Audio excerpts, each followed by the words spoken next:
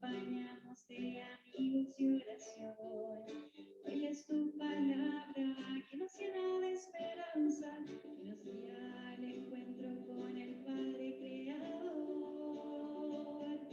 Un café con Jesús, un café donde la fraternidad está en este lugar. Un café con Jesús, un café para orar y ayudar a la humanidad. Un café con Jesús, un café con Jesús.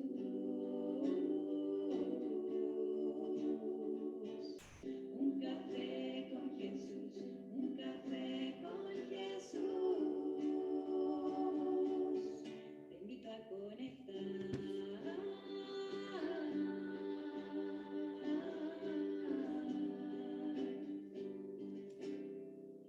Son días extraños donde nada está muy claro, donde todo es oscuro y no encuentro solución. Pero tu evangelio ilumina mi camino y mi fe renueva todo mi corazón. Un café con Jesús, donde la fraternidad está en este lugar. Un café con Jesús, un café para orar y ayudar a la humanidad. Un café con Jesús, un café con Jesús.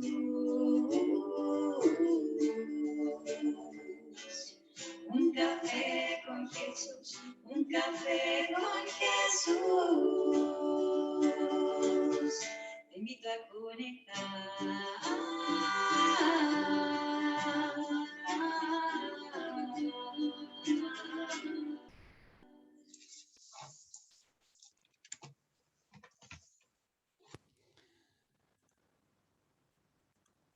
Muy buenas noches a todos, a todas. Sean muy bienvenidos a este encuentro de Un Café con Jesús en esta noche de jueves 19 del mes de agosto, cuando comenzamos un nuevo programa de diálogo, de conversación que hemos llamado Conversaciones bajo la Cruz del Sur. Hoy nos acompañan tres amigos, dos de los cuales van a ser, uno de los cuales, perdón, va a ser permanente, nuestro amigo Pepe Bustos, y también hoy nos acompaña una querida amiga brasileña. Pepe, tienes la palabra. Sí. Buenas noches, boa noite para la amiga del Brasil. Queremos invitarlos para encontrarnos todos los jueves en una conversación que hemos denominado Bajo la Cruz del Sur. Y es muy interesante la denominación de la Cruz del Sur porque puede tener una connotación religiosa, por una parte, mística si uno quiere, pero también al mismo tiempo es la constelación que nos identifica, por decir así, que nos cubre a todos los latinoamericanos de alguna manera, pero más a la gente del sur de América, digamos, de América Latina, y es esta constelación que a lo mejor nosotros en Santiago, por razones de luminosidad, no la podemos apreciar siempre, lamentablemente. Pero si uno va un poquito más al sur, puede ver la Cruz del Sur, que es una constelación, claro, obviamente que tiene una connotación, digamos, occidental. Nuestros pueblos originarios también tienen esa imagen, pero tienen otro imaginario para poder identificarse.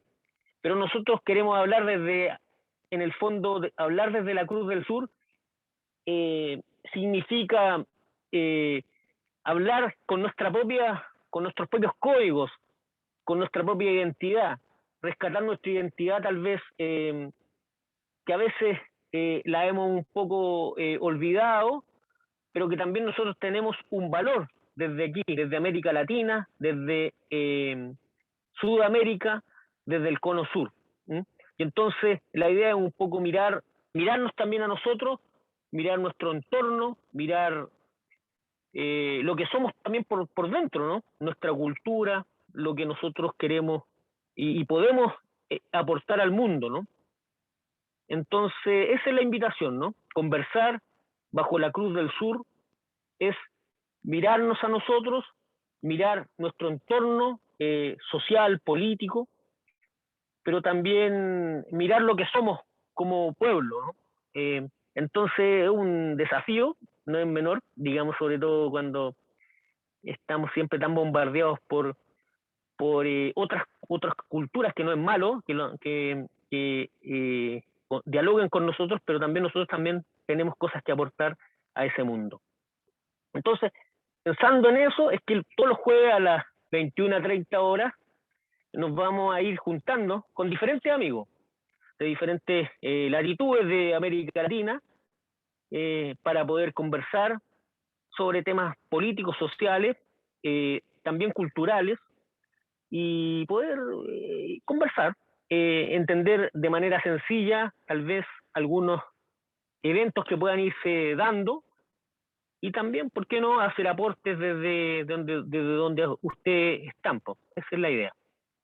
Entonces, yo quería partir en esta oportunidad, digamos, vamos a hablar de un gigante latinoamericano, ¿no? Que es el país de Brasil. Y ese un gigante, como dice la canción del Brasil, ¿no? Es bello, es fuerte y es impávido coloso, dice el himno del Brasil. Y es verdad, ¿no? El Brasil es un pueblo que nos cautiva, que nos hace nosotros mirar para esos lugares por sus playas, por el fútbol, por tantas cosas, ¿no? Pero también por su situación política. Entonces yo quería partir con un poema. Hay un poema del poeta Pablo Neruda. Neruda tuvo una relación muy estrecha con el Brasil, y ese Brasil que lo encandiló también a él, es el que queremos compartir también con ustedes. Tal vez en 60 o un poco más de tiempo no es tanto, pero vamos a ver lo que podemos hacer. Dice Neruda, del año 1950, un poema que está en canto general. Dice: Oda a una mañana del Brasil. Esta es una mañana del Brasil, vivo adentro de un violento diamante. Toda la transparencia de la tierra se materializó sobre mi frente. Apenas si se mueve la bordada verdura, el rumoroso cinto de la selva. Ancha es la claridad, como una nave del cielo victorioso. Todo crece, los árboles, el agua, los insectos, el día. Todo termina en hojas.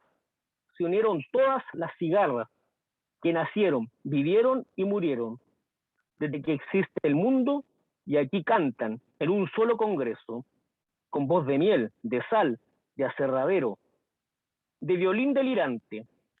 Las mariposas bailan rápidamente un baile rojo, negro, naranja, verde, azul, blanco, granate, amarillo, violeta, en el aire, en las flores, en la nada, volantes, sucesivas y remotas. Ese es el poema, un fragmento del poema de Neruda, en donde Neruda se encandila, se obnudila un poco también con la exuberancia del Brasil, con su paisaje, con las grandes paisajes que hay en Brasil, ¿no? Hermosos, y sus ríos también. Entonces, bueno, yo quería con este poema invitar también a nuestra amiga. Ella es Lilian Contreira, que nos va a hablar de Brasil. Tal vez nos vamos a meter un poco en el tema más político y social en esta vez, pero también en temas de ecología, y los quiero dejar con ella para que podamos entrar en los temas. Eso. Hola, muy buenas noches. Es un gusto estar aquí hablando con todos ustedes. Y sabes que cuando hablas de Neruda me hace recordar un gran amigo de Neruda que era también, todavía está vivo, era tradutor de Neruda y escritor y poeta. Él se llama Tiago de Mello. Entonces es interesante porque él era el traductor de Neruda y Neruda era el traductor de él, ¿no? Él vivió exiliado en Chile. Y entonces él tiene un libro de esa época que se llama Hace oscuro, pero yo canto. Y yo siempre me acuerdo de esto porque de verdad, bueno, aunque esté oscuro en este momento, tenemos que seguir cantando, es cierto. Y les cuento también que hay un chiste de la creación de Brasil, cuando estaba Dios entonces creando Brasil. Entonces decía que iba a poner así una gente buena, la naturaleza muy rica, todo muy hermoso y pródigo en Brasil, pero vino porque no iba a tener así ningún fenómeno de la naturaleza, no tenemos terremotos, no tenemos volcanes ni nada, pero vino el diablo y dijo, ya verás los políticos que voy a meter ahí. Y yo creo que esto sí es verdad, porque la gente de la política, yo siempre digo, no son de Dios.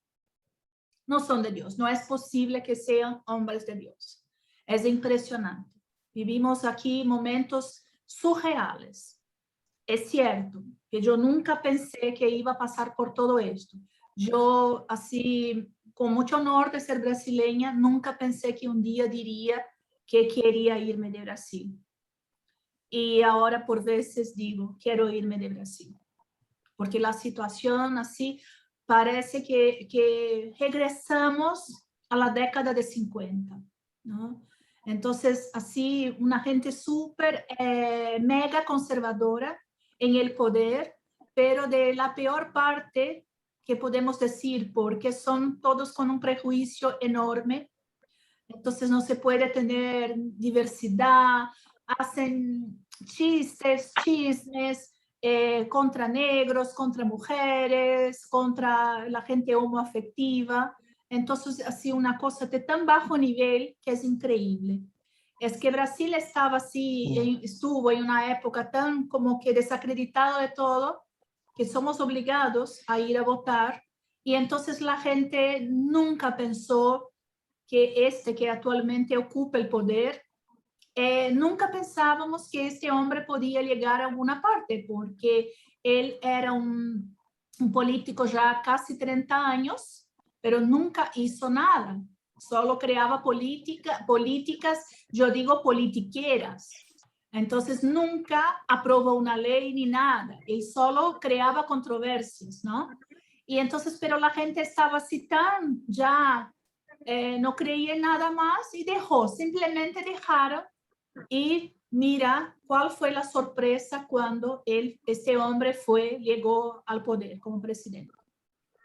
Y desde entonces, no, de final de 18 para acá, estamos viviendo momentos así de veras despreciables en todos los sentidos. Entonces, los ministros que puso, todos tienen que estar de acuerdo con él, ¿no? Y entonces, es decir, nosotros tuvimos un ministro de medio ambiente que siempre estuvo en contra del medio ambiente. Entonces, ¿cómo es que podíamos tener un ministro de medio ambiente que es contra el medio ambiente? Ministro de educación, tuvimos unos cuantos. Y cada uno ha hecho así la mayor barbaridad posible. Entonces, uno tras otro. Y ahora está uno que hace cada declaración que va y habla para la gente, es impresionante. Ahora, por ejemplo, esta semana hay una polémica porque aquí la gente se comunica a través de Twitter, ¿no? Y entonces van en Twitter y ponen cualquier cosa. Y esta semana entonces el ministro de Educación dijo que los chicos discapacitados no tienen que ir a la escuela porque estorban a los demás. Esta fue una habla de un ministro, ¿es cierto? Ministro de Salud, entonces ahí en medio de la pandemia tuvimos han pasado 4 ministros y nadie hacía cosa alguna. Entonces son totalmente negacionistas, como que no hay pandemia. Entonces ellos van a la prensa y mienten, hablando que no son los números que la prensa dice que sí. Entonces hay una pelea todos los días. Él sale, cuando va a salir, sale de su casa y va para la sede del gobierno. Entonces cuando él llega, él siempre hay unos cuantos esperando por él y él entonces cada día lanza una provocación. Decimos que es una provocación. Y entonces él habla palabras de bajo nivel, insulta a la prensa, insulta a las mujeres. Es una cosa tan así vergonzosa, que ya así a veces ya no tengo más ganas de ver el noticiero ni nada, porque es impresionante. Él y sus hijos. Él tiene 4 hijos y todos son absolutamente misóginos, absolutamente prejuiciosos. Es una cosa así impresionante, ¿no? Entonces, por ejemplo, hay una diputada federal, porque si la persona no está de acuerdo con él empieza a insultar. Hay una diputada que era de su partido, ¿no? Y ahora ya no forma parte más del gobierno, entonces ella, como ahora está en contra, él empezó a llamarla Peppa Pig. En ese nivel que funciona la cosa, ¿no? Entonces, es una cosa Lilian, vergonzosa. Dime. Lilian, ¿a qué atribuyes tú? O sea, ¿cuál es el origen, digamos? Porque por lo que tú nos señalas, digamos, es una situación que uno a veces la percibe a través de los medios un poco, no tanto tampoco, sobre todo de los medios abiertos. Acá en Chile, sobre todo, nosotros tenemos como una especie de, bueno, no sé si será en todos los países, pero una especie de una reducción muy grande, digamos, de la información de los países internacionales, ¿no? Sobre todo, bueno, algunas veces se van en la moda, Venezuela, Cuba, no sé qué, y algunas veces hablan un poco de Brasil, pero es muy poco lo que nosotros en términos comunes, digamos, sabemos sobre el origen de la situación del Brasil. ¿A qué atribuyes tú, no sé, de esta situación? Claro que nosotros advertimos también como un retroceso democrático, sobre todo por el gobierno de Bolsonaro, pero ¿a qué atribuyes tú? ¿Cómo lo ves tú? Si es, ¿dónde está el origen de ese problema? ¿Qué se suscitó, digamos, en el origen de ese problema y cómo fue que Brasil llegó a esa situación cuando eventualmente se veía como un Brasil que podía, digamos, como todos los países de América Latina, tuvo una temporada muy terrible de dictaduras militares y todo, pero que se veía, digamos, resurgiendo, ¿no? Sobre todo con el gobierno de Dilma y de Lula, tal vez de alguna manera. ¿Cómo ves tú por qué se produce, digamos, especie como de, por decir así, talibanismo brasileño, ¿no? Por decirlo de alguna manera, un gobierno un poquito talibán, ¿no? Por decirlo de alguna manera, si es que cabe, ¿no? Decirlo. ¿A qué lo Sí. atribuyes tú? ¿Cómo lo ves? Sí, cabe. A veces pienso que Brasil es un poco parecido a Argentina, como que va alternando el poder. Entonces tuvimos 25 años de dictadura de militares y entonces cuando llega el poder, entonces la cosa va alternándose. Entonces tuvimos ahí, no fue una apertura a partir de los años 85, más o menos, y vivimos ahí buenos momentos, ¿no? Con Fernando Henrique Cardoso, que aunque sea más moderado, no es exactamente izquierda, pero era más moderado, pero él supo mantener la moneda. Entonces, porque nosotros cambiábamos de moneda a cada rato, ¿no? Una inflación así, una cosa absurda, y entonces él creó en 96 el real, y entonces hasta hoy se mantuvo el real y estamos con esto y tal, y la cosa está más o menos en este sentido, está bien. Después tuvimos el gobierno social, ¿no? Decimos el gobierno social, y Brasil en el tiempo de Lula, aunque mucha gente no acepte hasta hoy, es decir, hubo un cambio increíble porque la gente salió de esa línea de la miseria, ¿no? Esta cosa de hambre, de miserables de Brasil. Entonces Brasil dejó de figurar en este ranking, ¿no? Tan triste, es cierto. Y tuvimos ahí de verdad un desarrollo muy bueno. Es que mucha gente, la gente que opina, la gente que habla, la gente que tiene voz, no son las gentes que necesitan esos servicios sociales. ¿Ah? Y entonces una persona Claro. que no utiliza un hospital público, una persona que no, su hijo no va a la escuela pública, una persona que no utiliza el transporte público, él no tiene ni idea de las cosas que pasan. Parece que la gente vive en una burbuja. ¿Ah? Entonces yo soy profesora y yo doy clases en la universidad.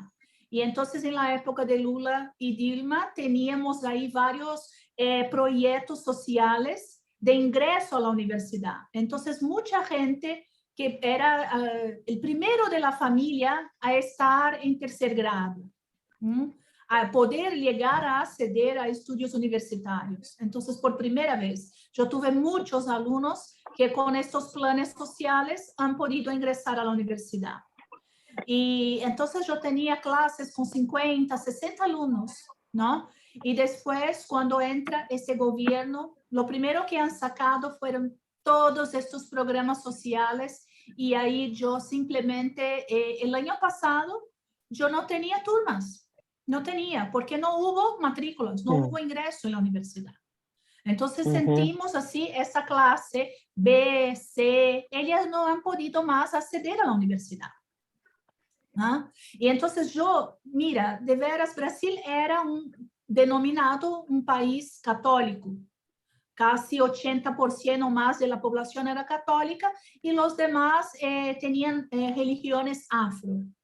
Pero fue así una cosa también que como que explotó estas religiones neopentecostales y entonces ellos empezaron a tener el mando.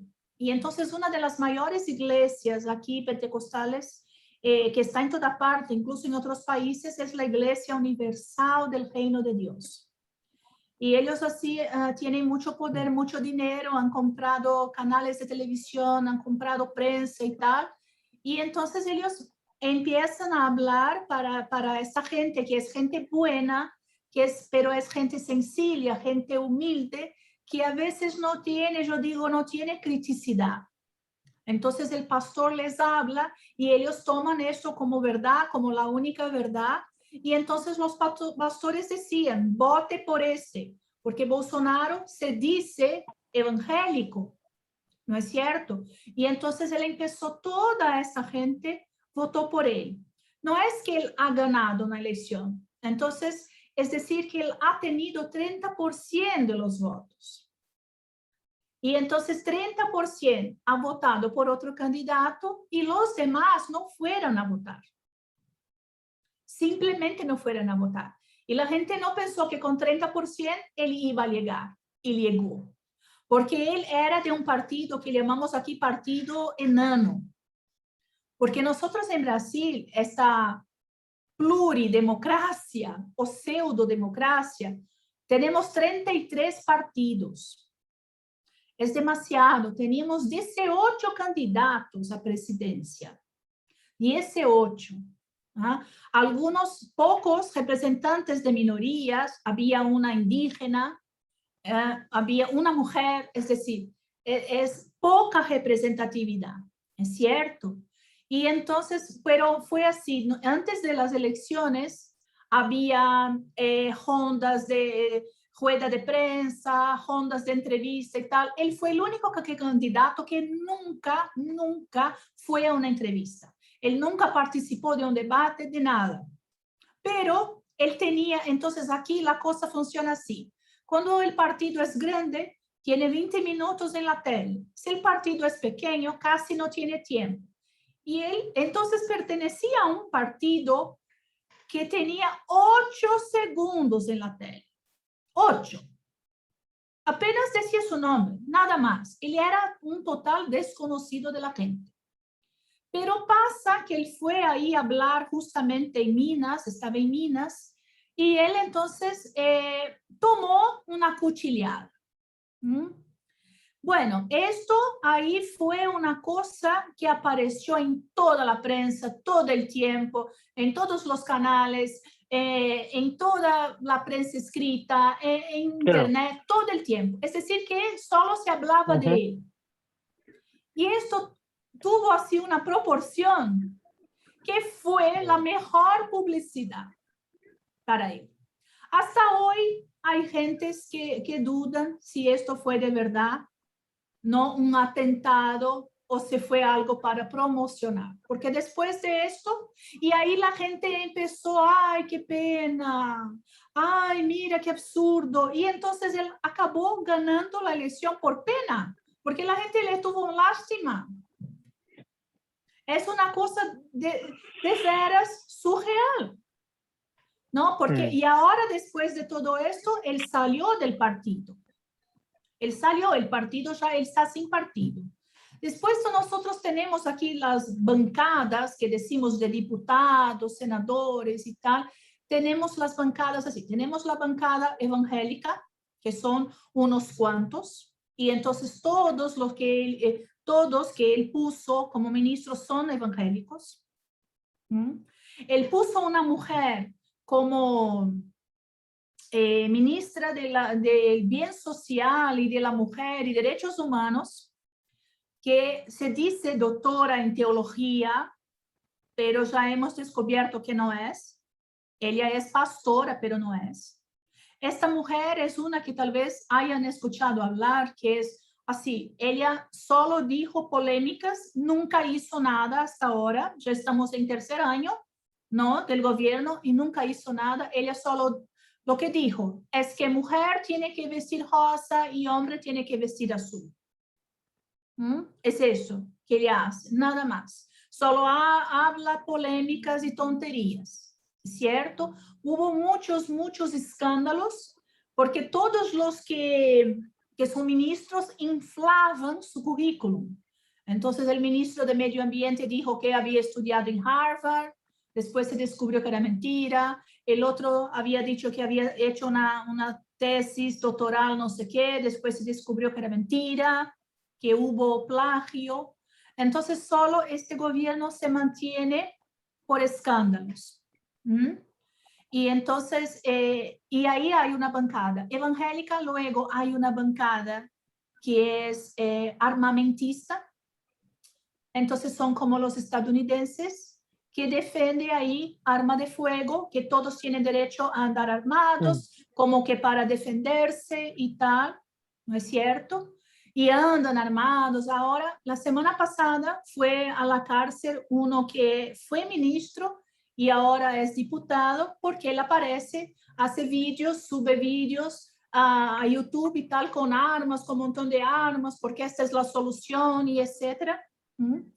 Y entonces, y hay la bancada ruralista. La bancada rural, entonces, defiende casi como que Amazonas tiene que ser vendido. Entonces, ellos están invadiendo las tierras indígenas, invadiendo para derrumbar todos los árboles, para vender la madera para el exterior. Y entonces están acabando ahí con la Amazonía. Y hubo así un exceso, así más que nunca, una quemada tras otra quemada, entonces casi se acaba con la floresta. Y ahí entonces hay un instituto, ¿no?, que mide cuánto estaba desapareciendo la floresta y todo, y qué pasa. Ellos entonces empezaron a desmantelar el instituto, como que, es decir, ellos matan el mensajero.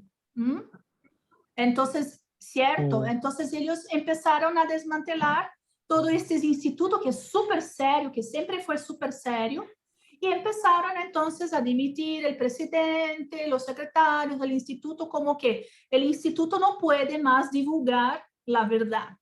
Todo tiene que ser así, ¿no? Entonces, en este sentido, hoy nosotros tuvimos, por primera vez empezamos a bajar el número de contaminados. Hoy empezó así a bajar el número, menos de 1.000 personas, porque tuvimos 2.000 personas por día. Y entonces el negacionista va y hace marchas por la calle, no lleva tapabocas, dice que no se va a vacunar, que esto todo es mentira, ¿no? Y entonces tardó mucho para empezar la vacunación aquí. Tardó mucho. Es decir, casi 600.000 personas muertas. Hubo una cosa que tal vez hayan visto por la tele. Una cosa así parecía una época de guerra. No había dónde enterrar la gente. No había oxígeno para la gente respirar. Yo perdí una prima con 50 años.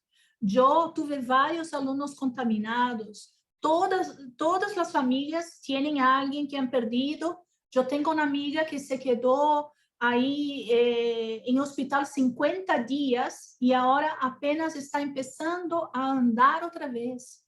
Y él siempre mintiendo ahí descaradamente que no pasa nada, que esto no es nada, que esto es solo una gripecita. Entonces siempre con ironía, con sarcasmo, ¿no? Entonces recién empezamos a mejorar estos niveles, ¿no? Pero ahora tenemos ahí esta variante Delta, que todos están preocupados. Yo sigo en casa. Hace más de 1 año y medio que estoy trabajando desde casa. Yo solamente salgo para ir al supermercado, farmacia, ¿no? Y entonces dejé de ver a mi madre no sé cuántos meses. Ahora empecé a ver a mi madre porque ella ya está vacunada y yo también. Pero vivimos tiempos de guerra, pero nunca he visto esto así como tanta gente en la calle. En São Paulo son más de 40.000 personas en la calle. Familias enteras que han perdido el trabajo, casa, es decir, hay una miseria, porque pobreza siempre hubo, pero ahora hay una miseria, gente hambrienta. El gobierno no hace nada, es decir, que la sociedad, la comunidad hace. Entonces, yo estoy ahí con varios grupos, metidos en varios grupos, entonces llevamos mantas, llevamos una sopa caliente, porque el invierno estaba muy duro, mucha gente en la calle, hicimos todo tipo de campaña para ayudar a la gente, estamos haciendo todavía, porque el gobierno sigue como si no estuviera preocupado. Yo no sé, perdón, estoy hablando mucho, ¿no? No es ningún Pero problema, no es ningún problema está hablar. bien, muy bien. Tú decías recién, Lilian, esto es surrealista. Y yo pienso, más que surrealista, es realismo mágico, en el mejor estilo latinoamericano. Nos pasa, Lilian, que, en fin, estamos tan aturdidos, digo yo, ¿no? Embrutecidos por los medios de comunicación social que nos perdemos de esto, ¿no? Y yo tengo la impresión, ¿no? Que todo tu discurso ha sido como un desahogarse y que nos viene muy bien, porque en realidad es un poco lo que estamos queriendo, ¿no? Palpar con este programa, palpar el pulso de la realidad que viven otros hermanos y hermanas del continente. Y por eso te damos las gracias por aceptar nuestra invitación, pero no te hemos preguntado, ni siquiera te hemos invitado a decirnos quién eres. Entonces, pues, a ver si en este momentito, para hacer como un momento de transición, nos dices algo de ti. Pepe también tiene algunos datos muy interesantes tuyos, que yo también conozco, pero quisiéramos que nos lo contaras tú de manera particular. ¿Quién es Lilian Contreiras? Bueno, yo soy una persona común y corriente, una brasileña, como decimos aquí, brasileños no desisten nunca, ¿no? Seguimos en la lucha. Yo soy solo una profesora, es decir, estoy licenciada en español y portugués y luego estudié pedagogía social y siempre estuve ahí metida en movimientos sociales. Desde que me acuerdo, desde los 16 años, yo escribía cartas, ayudaba a Amnistía Internacional.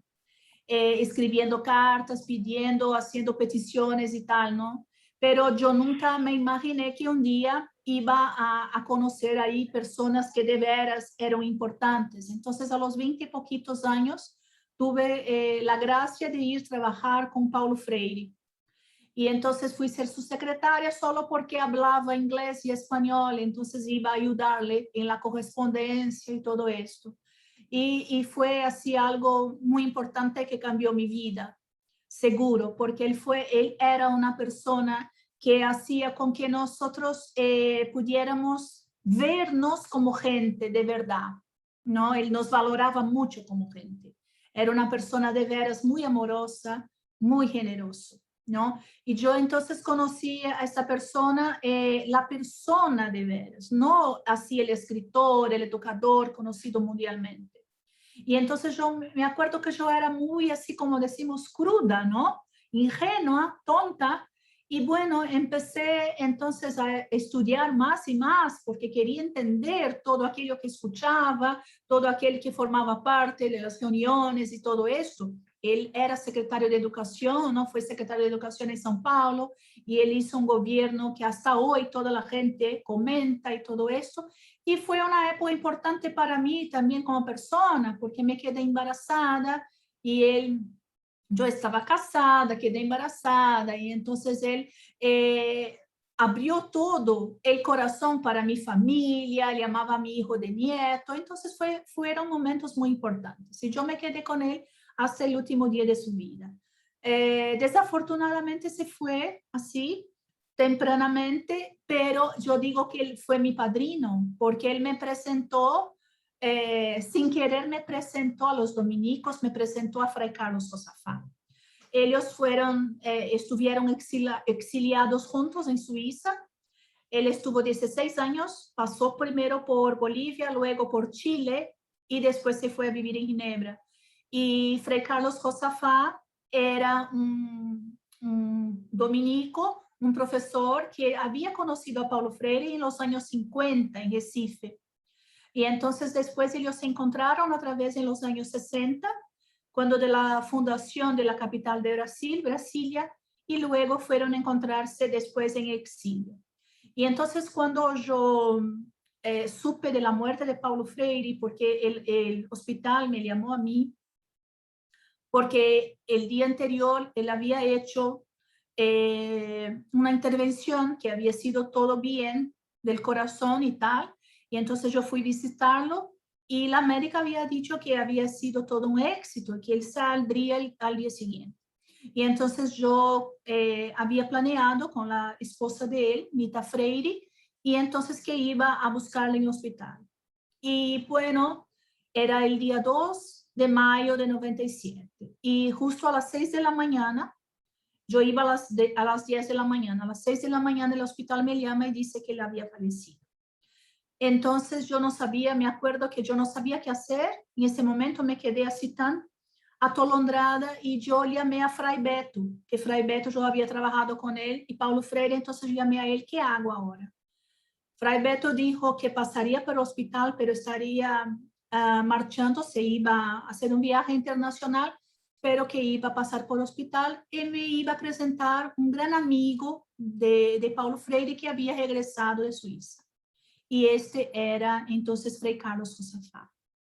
Y me quedé entonces, desde entonces trabajando con él, cuando yo no sé, no conozco a ninguna otra persona que haya conseguido un trabajo en un entierro. Y entonces el entierro, Fray Josafat me preguntó, ¿y ahora qué vas a hacer? Y yo le dije, no tengo idea. Y él dijo, entonces ven a trabajar con nosotros. Y ahí yo trabajé con Fray João Cherry, com Márcio Couto, Mariano Foraloso, Fray Beto y Fray Carlos Josafat, por fin, por 22 años, ¿no? Y bueno, pero Fray Carlos era una persona tan increíble, que ya hace mucho, así cuando yo ya trabajaba ya hace 10 años con él siempre me decía, cuando falte uno de nosotros dos, ¿qué será de ti? Entonces, prepárate. Y ahí entonces yo volví a la universidad, hice posgrado en religión y cultura, hice pedagogía social, seguí estudiando y sigo estudiando y tal, y preparándome. Pero cuando Paulo Freire murió, yo pensé, yo tengo que hacer alguna cosa para compartir con la gente todo lo que aprendí de Paulo Freire. Y entonces empecé a dar clases para jóvenes y adultos, clases de alfabetización. Y en eso sigo hace 25 años. Entonces intento aportar mi granito. Y es esto. Entonces esta soy yo. ¿Qué más puedo decir? Que tengo un hijo de 25 años que es arquitecto y que yo soy muy feliz con lo que hago. Me gusta mucho. No sé si lo hago bien, pero lo intento. Muy bien, muy bien.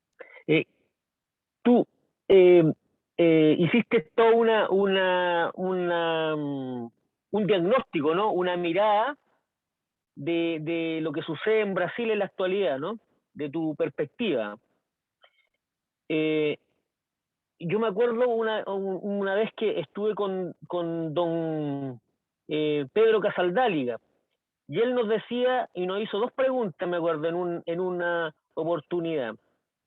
Nos preguntó cuáles eran las razones que nosotros teníamos para estar desesperanzados, o sea, cuáles son las situaciones dramáticas a las que nos estamos sometidos todos los días.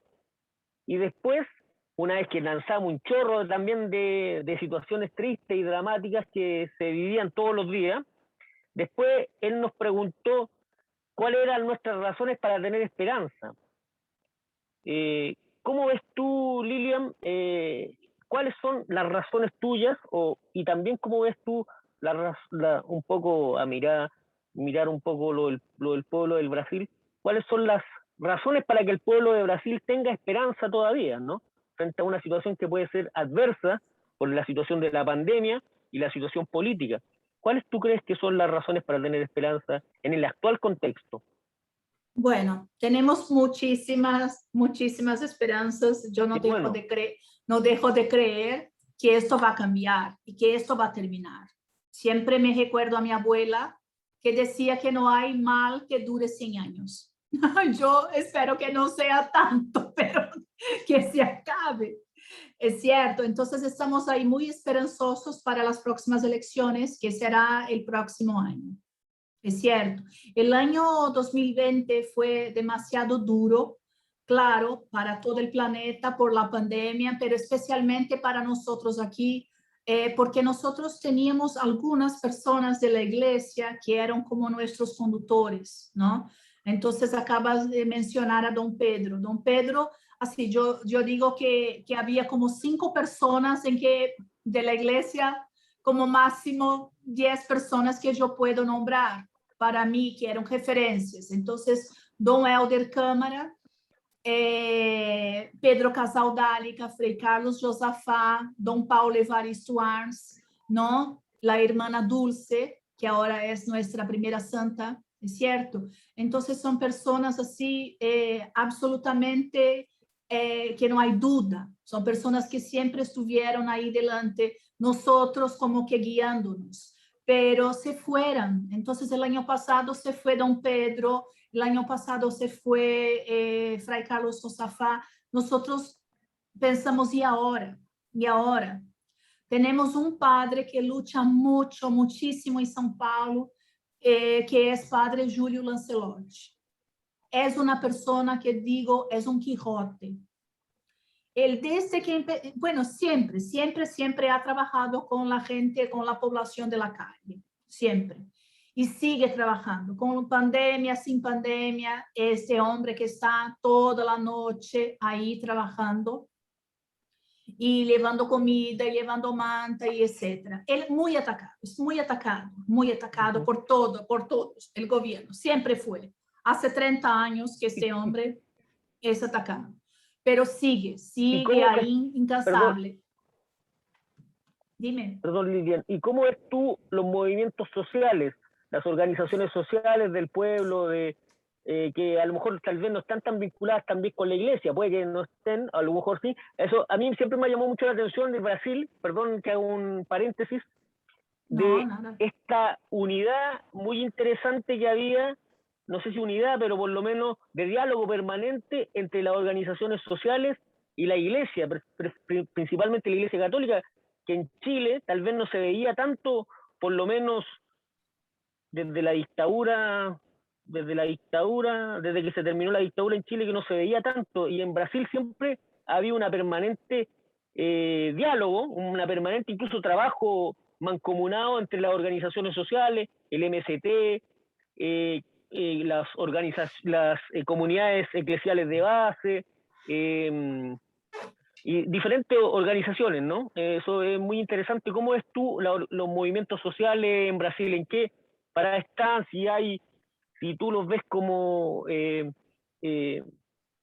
con vitalidad, ¿cómo es Sí. esa parte? Sí, los movimientos sociales, yo digo que no sé qué sería de Brasil si no fueran los movimientos sociales. Yo digo que aquí la población es que ha ayudado efectivamente la población. ¿Ah? Entonces, así, toda la gente se juntó, los movimientos, en cada lugar hay un movimiento, ¿no? Y yo digo, yo trabajé 5 años en una comunidad, entonces porque era un espacio de la Iglesia Católica. Después, por una comunidad que yo digo es una favela, ¿no? Yo trabajé en una periferia muy peligrosa y tal por 5 años, ahí bajo el mando de la Iglesia Católica, que era un lugar organizado por la Iglesia Católica. Después, 5 años más en otra comunidad.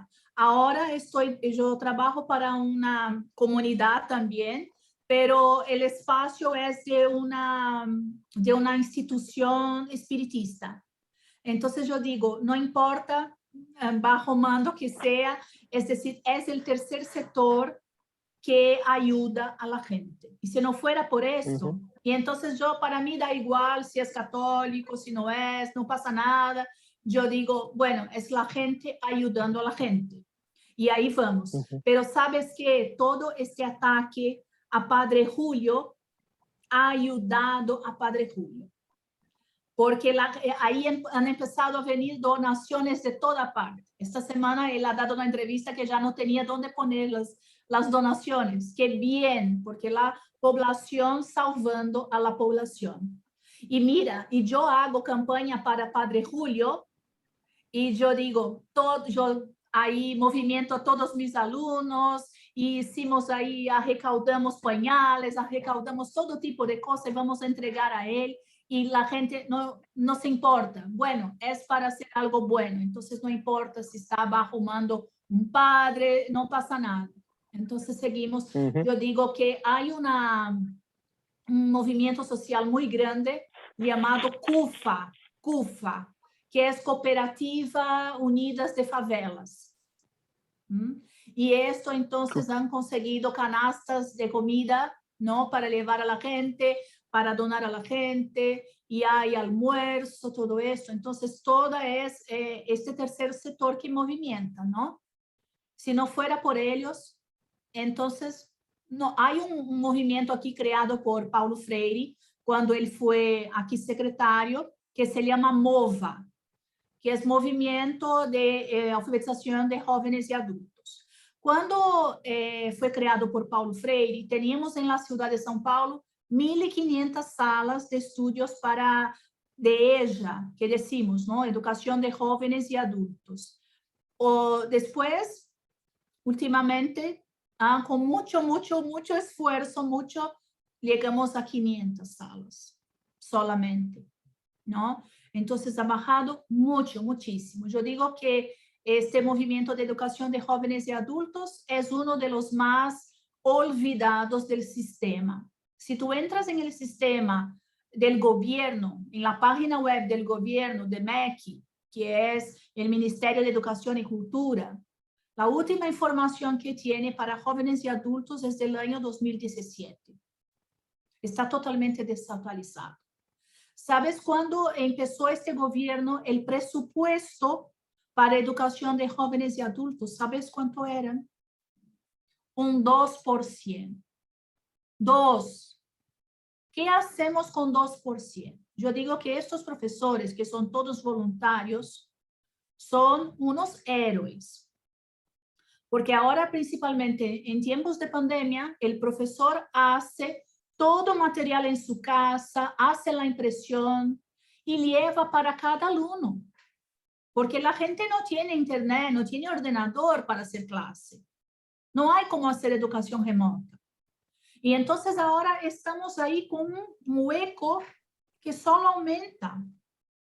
Entonces los chicos afortunados que estudian en escuela privada tienen cada uno su ordenador en casa.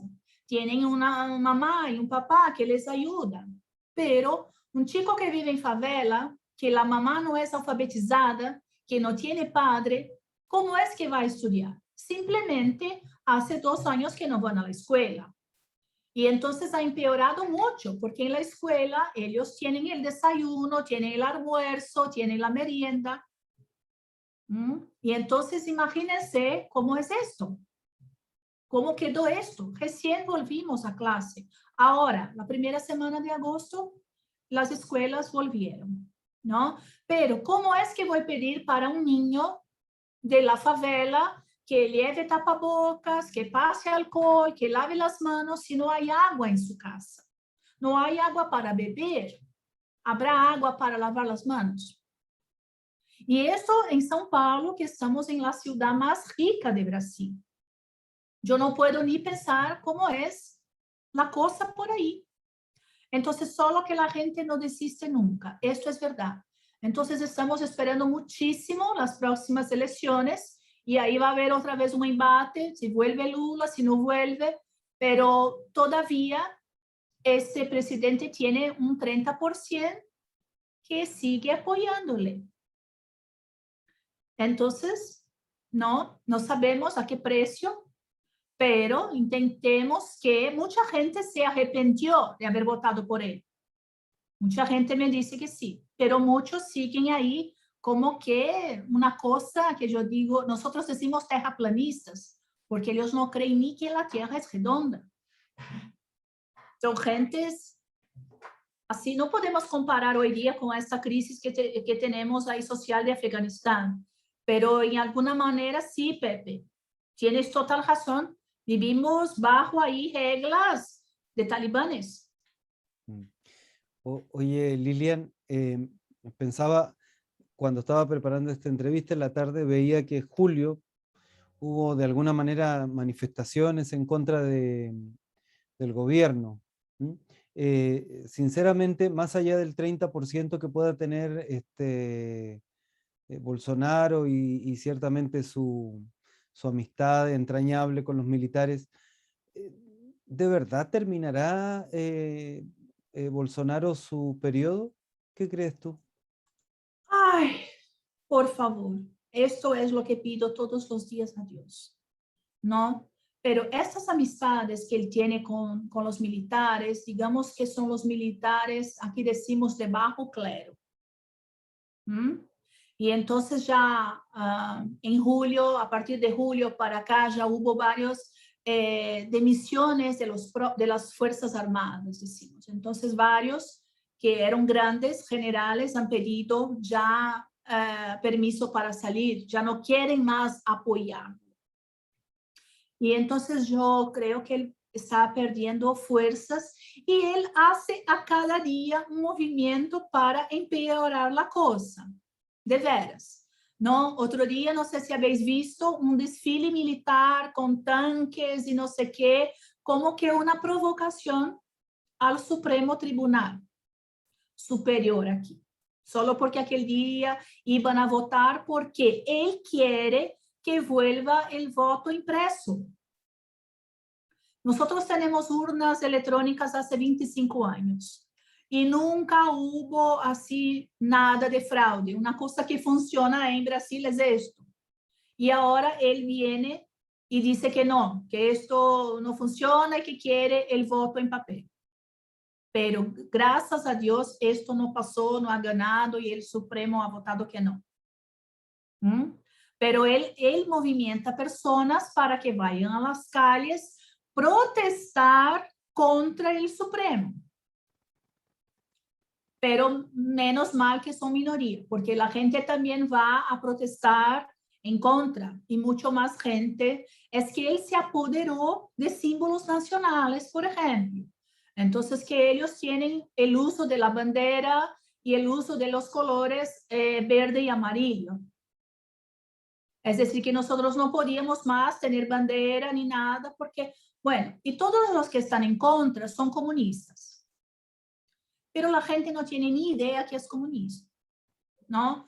Porque siempre aquí se habla como insulto. Si no estás de acuerdo, vete a Cuba. Si no estás de acuerdo, vete a Venezuela. Pero él mismo hablaba que iba a tomar el poder para que Brasil no se convirtiera en una Venezuela.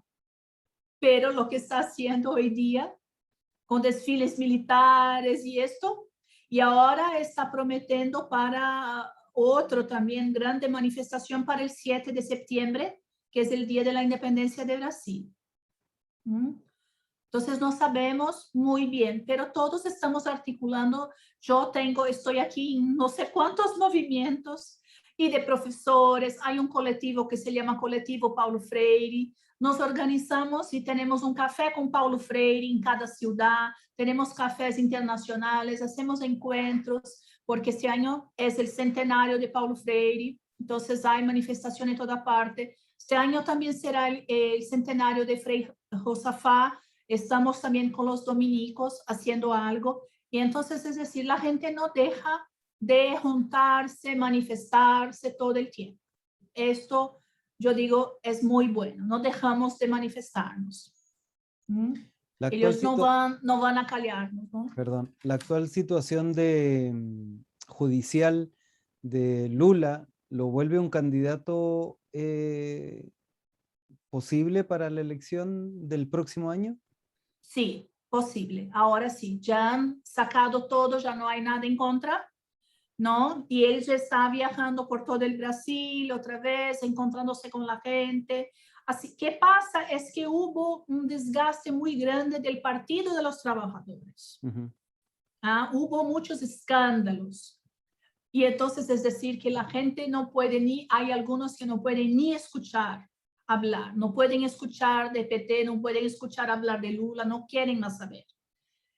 Hay así como disidentes, ¿no? Y entonces la izquierda está desmembrándose. Y entonces hay otros partidos y otras, entonces porque la gente ya no puede, porque hubo muchos escándalos, mucha gente que fue a la cárcel, mucha corrupción, mucho soborno. Y aunque hayan sacado ahí todo lo que estaba en contra Lula, quedó muy marcado, ¿no? Y entonces sí, hay gentes que siguen con él. Y la izquierda toda va a juntarse con él. Incluso los moderados, como Fernando Henrique, dijo, no, para sacar a Bolsonaro todos vamos en Lula. Es la salida. Entonces, toda la gente va por él. Pero algunos intentan buscar una tercera vía. Pero yo no creo que haya un líder así que pueda ser tercera vía. ¿No? Yo no creo, de veras. Lilian, nos ha estado viendo sostenidamente un grupo interesante de personas. Esto va a quedar en Facebook de Un Café con Jesús. También va a ser subido luego a nuestra plataforma de YouTube. En fin, ya pasamos la hora, como dijo Pepe Pasa muy al inicio. rápido, ¿no? Sí, pasa muy rápido. Pasa muy rápido. Pero hay que ser respetuoso con tu tiempo, y con tu generosidad, ciertamente, para que podamos tener otras conversaciones también bajo la Cruz del Sur, como tan poéticamente, ¿no? Nos lo puso al inicio Pepe. Quisiéramos unirnos en América Latina. Tengo la impresión, se está creando una constelación, digamos. Hemos pasado, porque nosotros en Chile nos encontramos igual que ustedes con un gobierno del terror, que ha violado los derechos humanos. En Bolivia también sufrieron el golpe de Estado a Evo, que ya está comprobado y está documentado las violaciones a los derechos humanos en Bolivia, con, en fin, en el gobierno de Áñez. Sin embargo, parece que el continente está retomando un sendero, yo no sé si algunos llaman progresista, y a mí no me gusta mucho esa palabra porque no sé progresista para dónde va. Pero ciertamente, como tú decías recién, o yo lo veo, ¿no? Me parece que estamos ante un despertar de la conciencia con sus dificultades, porque obviamente hemos vivido décadas de inacción política. O sea, llegó la democracia a nuestros países, al tuyo, al mío, y con la democracia vino el neoliberalismo, ¿no? El capitalismo en su peor versión neoliberal, y nos desarticuló, a propósito de los movimientos sociales de los que hablaba Pepe, nos desarticuló. Y entonces ahora estamos en todo ese proceso de rearticulación, no sin dificultades, ¿no? No sin dificultades porque el poder tiene ese atractivo, oye, eh, mm, que tiene muy buena intención al principio, ¿no? Pero que termina sí o sí corrompiéndose porque, eh, en fin, porque humanos somos y, en fin, tenemos debilidades.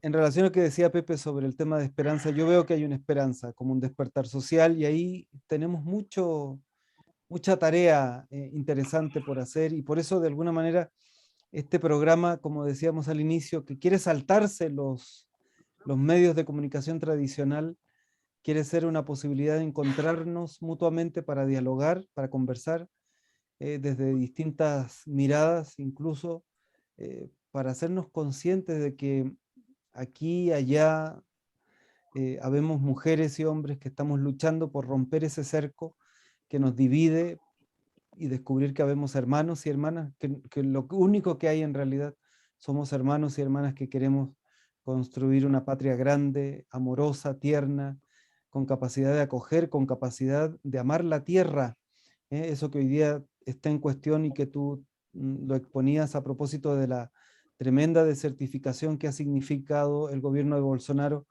para el Brasil y que ha provocado tantos incendios y que traerá a causa del cambio climático muchos incendios más, ¿no? El Paraná, no sé si han visto las noticias, ¿no? El Paraná está seco, ¿no? Por 2 años de sequía, perdón, y en gran parte tiene que ver con la intervención que ha hecho Bolsonaro a la Amazonía. No sé más. Muchas gracias, Pepe. No sé si Yo tú quieres. solo quiero decir una cosa, Sí. que Ujú, Chile nos ha ayudado mucho, ujú, ¿sabes? De veras, primero con las mujeres que fueron a protestar por el acoso, ujú. ¿no? Y esto fue una cosa que empezó en Chile y que giró por todo el mundo, que nos llegó aquí también, ¿no? Entonces Chile ha dado un ejemplo muy Ujú. fuerte. Después, cuando empezaron también a movimentarse para sacar las estatuas, las figuras de los exploradores y todo esto, Brasil fue un poquito en esta ola, ¿no? Y empezó a hacer este movimiento también. Entonces, muchas veces parece que son movimientos pequeños, pero que entonces reverbera, ¿no? Pasa Sí. por todo, por nosotros. Y entonces nosotros, bueno, yo digo que Paulo Freire tenía una frase que en portugués es esperanza teimosa. Entonces, no sé cómo decirlo. Pepe, ayúdame. Es como una ¿Cómo es? esperanza teimosa. Entonces, Ah, esperanza un poco como con testaruda, cierta como también. que Sí, exacto. tosuda, no Exacto. sé, ¿verdad? Y entonces él Pero decía teimosa es eso, ¿no? como con cierta duda, ¿no? Como con cierta, teimosa es como de duda, como cierto temor o algo así, como una esperanza como desconfiada, ¿no? No, no, no, no, ¿No? no, no, no, ¿No? es que insistir en la esperanza. Y Ajá. Ah, ya. entonces Ok, hay una ok. frase que esperanzar, no Sí. de espera, no de esperar, sino de tener Sí, esperanza siempre. Ujú, sí, Entonces sí, sí. me gustaba mucho esto.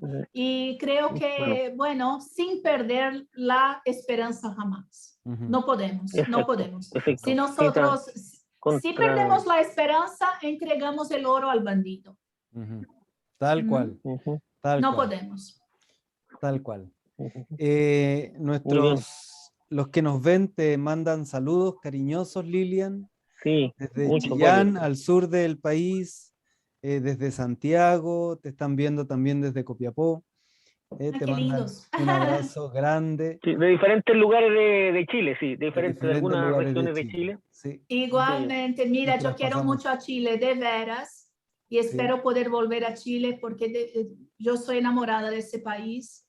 No estoy hablando así por hablar, de veras. Me gusta mucho esta gente y esta gente también es muy luchadora y muy esperanzada. ujú, Entonces tenemos que pensar que días mejores vendrán, sin duda. ¿cierto? Ujú. Días mejoras Entonces, 10 vendrán. veces.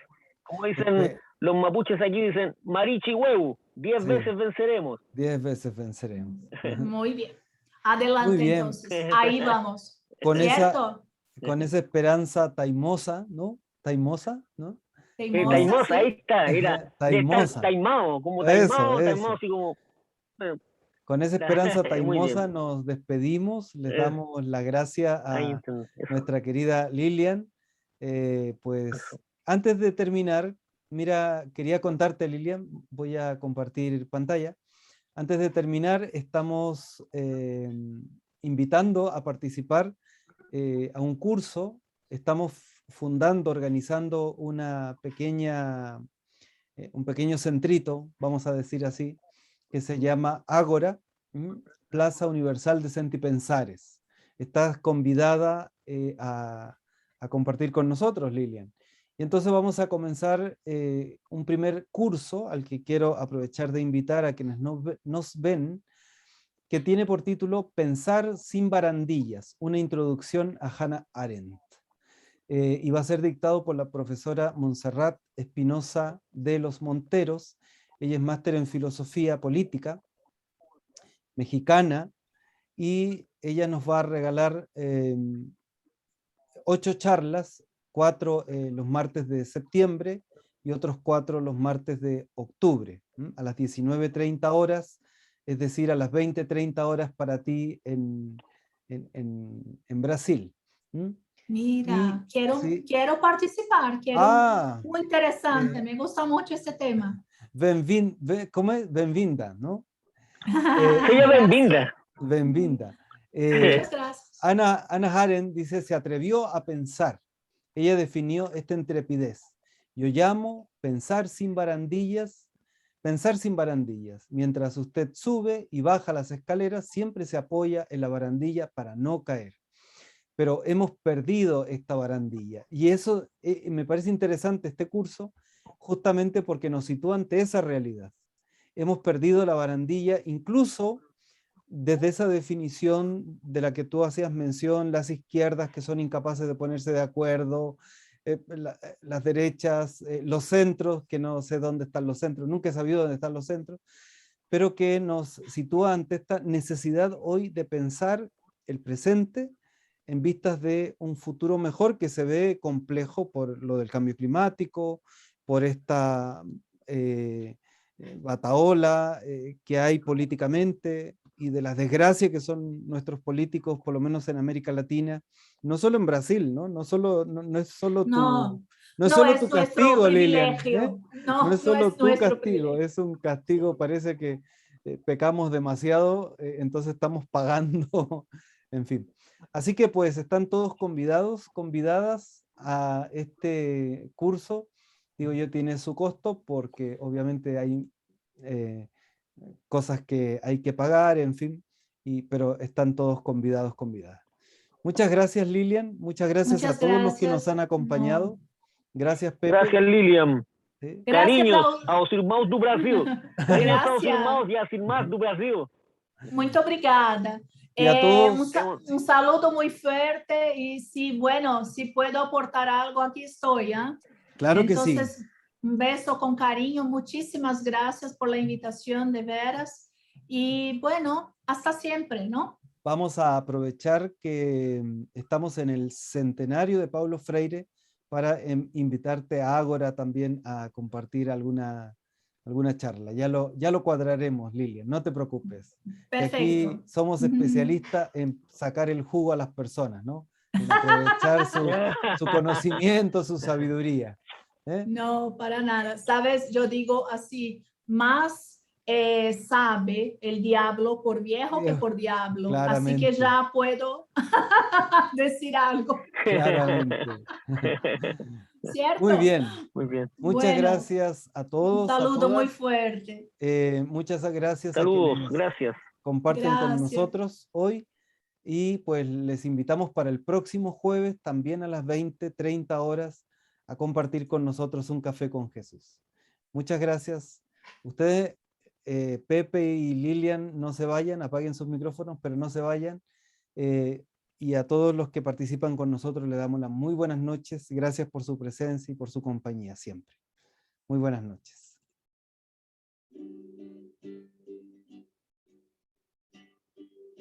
Llega el momento esperado todo el día, donde nos acompañamos en oración. Hoy es tu palabra que nos llena de esperanza, que nos guía al encuentro con el Padre Creador. Un café con Jesús, donde la fraternidad está en este lugar. Café con Jesús, un café para orar y ayudar a la humanidad. Un café con Jesús, un café con Jesús.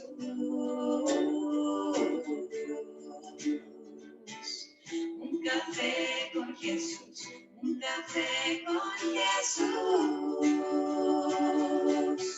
Te invito a conectar.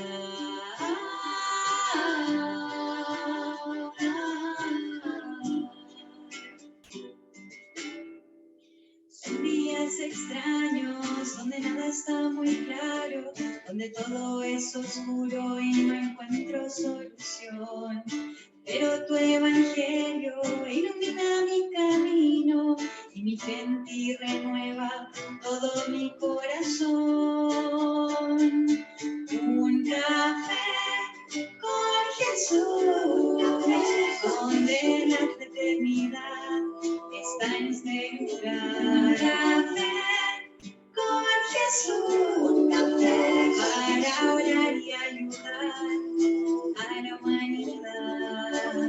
Un café con Jesús, un café con Jesús.